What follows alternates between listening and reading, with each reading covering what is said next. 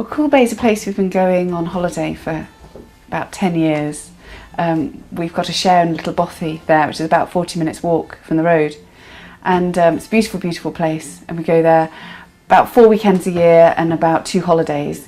And just a plot came up. We've been looking for a plot to buy, to build a house, something that was really ecological and really different from our house that we've got in the town, and eventually move there. And we found that there was a plot for sale right there in the vicinity that we know and love really well. So that's why we decided to go for Cuil Bay.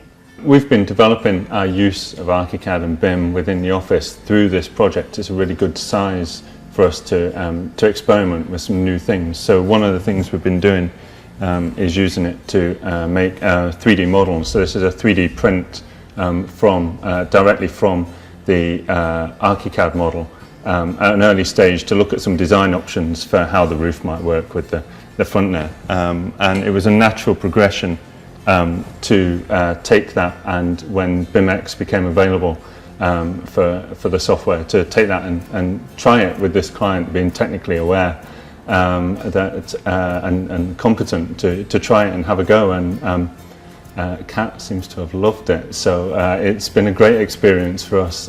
When I first saw the model, it was just brilliant. We had it on, I think it was on my iPhone first, but then we put it onto the computer as well.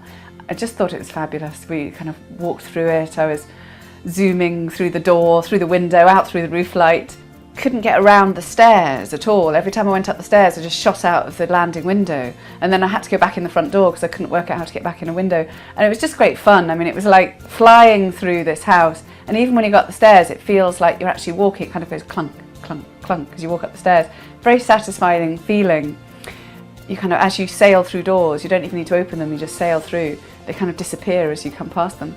And it was just such fun, and the kids absolutely loved it. I loved it. I emailed it to my mum and dad, my sister, had them on the phone going, what do you think? The BIMx model was really easy to create because it was just based on the work that we'd already done in creating the 3D models.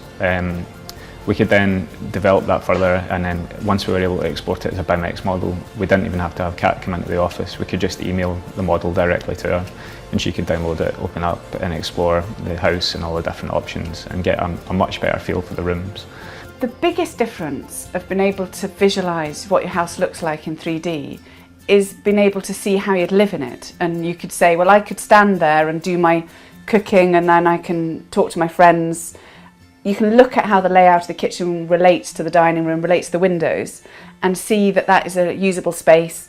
One of the things that I asked the architects to do after seeing the 3D model was widen the gap between the kitchen and the living room, because I could see that it came down to more or less a door size, and I wanted it to feel a little bit more open while having 2 separate spaces. Things like that, I couldn't really tell what it would feel like to be in the house, but when you see it in 3D, it's really obvious what works and what doesn't work. That opens the door to a whole lot of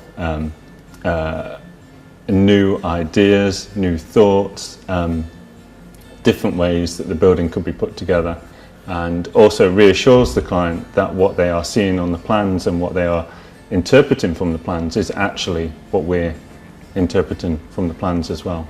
And one of my friends is a collage artist, and we were chatting about his new exhibition that he's about to launch, and he jokingly asked whether perhaps he could display it in my house, my virtual house, which is an interesting concept because his art is made up of mountains that don't exist. It's a lot of photographs of different mountains. I just wrote a blog about it because I thought they'd be quite fun, and just for the thought of it. I didn't even speak to the architects about it, and the next thing I knew, Scott had sent me an email saying, oh, look at the new version I've put in the art, and he'd gone to Jeff's website, cut and pasted the pictures from the website into the model. So now in my own 3D model at home, I've got art from my friend on the walls.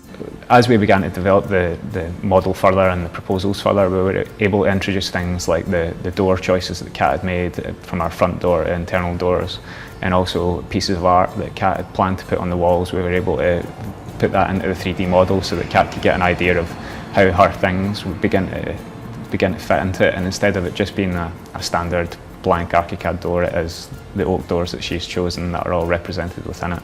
So it makes there's a progression that occurs, and it's a lot easier with BIMx because it's just literally file and save as, and you can then send that off, and it's so easy to update. So when the house is built, which I hope it will be within a year, but you don't want to speak too soon, it will be a fabulous place for us to spend time, for us to, for the children to come back and visit us when they've left home, a place for us to just enjoy life and enjoy a home. When my friends look at the software, they always say to me, "Oh, it doesn't look like your house. Where's the clutter? Where's the mess?"